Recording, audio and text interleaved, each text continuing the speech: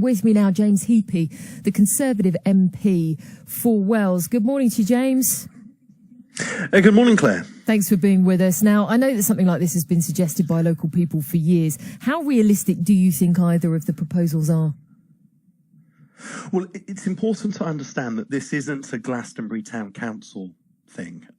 What is being looked at my encouragement, is a series of road improvements around Ashcott, around Walton, and around Chilcot Street in Glastonbury, because those three pinch points are absolutely crucial to sorting out traffic flow from the M5 to Mendip generally. But clearly, the advantage in Glastonbury is it solves the long-standing issues with traffic around Glastonbury Tor, and that is, as you've heard from your Vox Pops, that is broadly quite welcome within the town. We're in a very early stage, however. This is the conversation that Glastonbury Town Council are having with residents at the moment, is really just sort of prepare the ground about which routes might be possible, what sort of development is acceptable in order to help fund those routes. But all in all, it's good to see the conversation starting. Yeah, because there's also been the idea of this Mendip Expressway. Is that what it's called? Just go through that idea. Well, Mendip District Council will get upset. Those were the words that I used, simply to sort of illustrate the broad plan of doing the Ashcott, Walton, Glastonbury. I mean, you call it whatever you like, and certainly that term has conjured in people's minds the idea of a motorway coming all the way in from Bridgewater to Glastonbury, which is absolutely not the plan. The fact is, however, that HGVs cannot pass each other at Ashcott. They cannot pass each other at at Glastonbury. And in Walton, because it's a long linear village, you get lots and lots of just sort of routine village stuff happening on the A39 in Walton, which creates bottlenecks and slows down traffic as well. All three of those places are very dangerous, and all three of those places would therefore benefit from some sort of bypass. Now, whether you bypass both of those villages in one go and sort of deliver traffic into the back of the business park in street, or whether you bypass Ashcott and Walton separately, and then obviously you've then got to do something in Glastonbury, that is all very much up for discussion. But I'm delighted that something that I started 18 months or so ago is now being talked about so openly. And I know that, crucially, Mendip District Council have had a consultant in looking at this over the last year, and their work is sort of moving on nicely as well.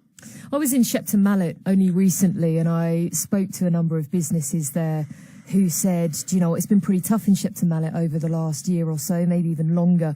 Something like this, if we're talking about almost, a new network of roads almost, are there benefits to businesses, to tourism?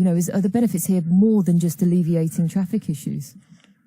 I think so. I mean, and more importantly, if we were making the pitch to do these things exclusively for the benefit of people living in Ashcott, people living in Walton, people living around the bottom of the Tor in Glastonbury, and for road safety reasons, frustratingly, given the current sort of economic climate, we wouldn't see this road happening.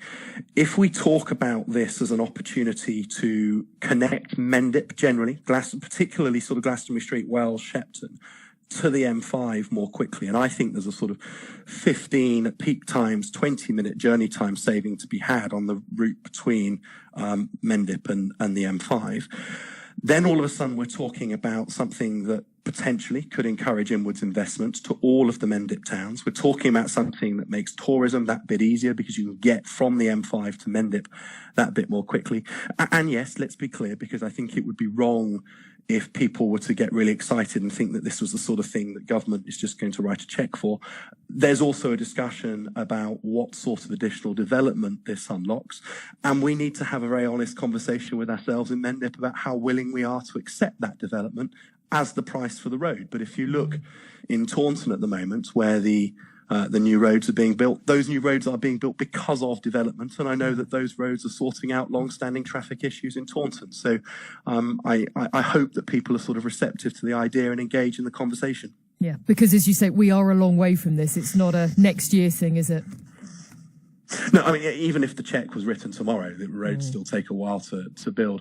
But as I've been saying to the excellent committee that Glastonbury Town Council have formed, and indeed the community in Walton, I must admit, because Ian Littlegranger will be spitting out his cornflakes listening to this, that Ashcott is not in my constituency, it is in his constituency. But he is very much aware of these plans as well. But this is something where the conversation needs to be happening now, and realistically, this is something that's going to take 5, 8, 10 years to complete. Yeah. But it's important that we start the conversation now. Absolutely, and people get involved with it. James, thank you very much for your time this morning.